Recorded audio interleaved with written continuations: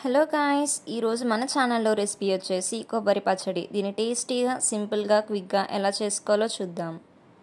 దీనికి కావాల్సిన ఇంగ్రీడియంట్స్ 2 కొబ్బరి చిప్పలు, కొంచెం చింతపండు, 5 పచ్చిమిర్చి, 4 ఎండుమిర్చి,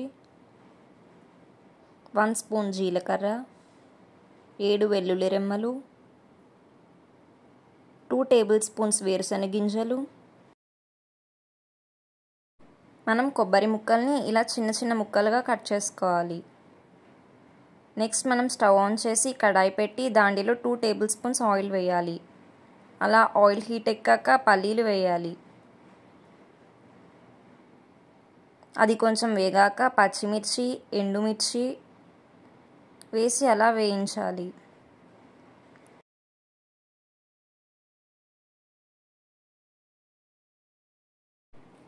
నెక్స్ట్ జీలకర్ర, వెల్లుల్లి రెమ్మలు వేసి ఫ్రై అవ్వనివ్వాలి.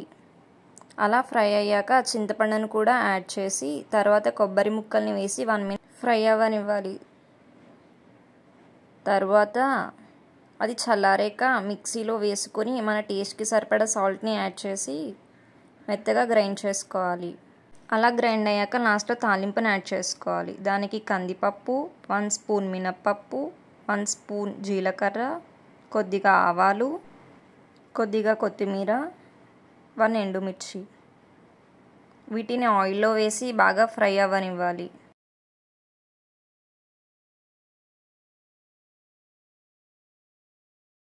ఇలా తాలింపు బాగా వేగాక దీనిని మనం గ్రైండ్ చేసుకున్న పచ్చడికి యాడ్ చేసుకోవాలి.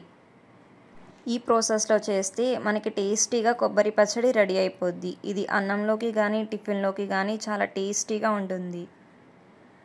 ఇలా మరిన్ని వీడియోస్ కోసం మన ఛానల్ని లైక్ చేసి సబ్స్క్రైబ్ చేయండి.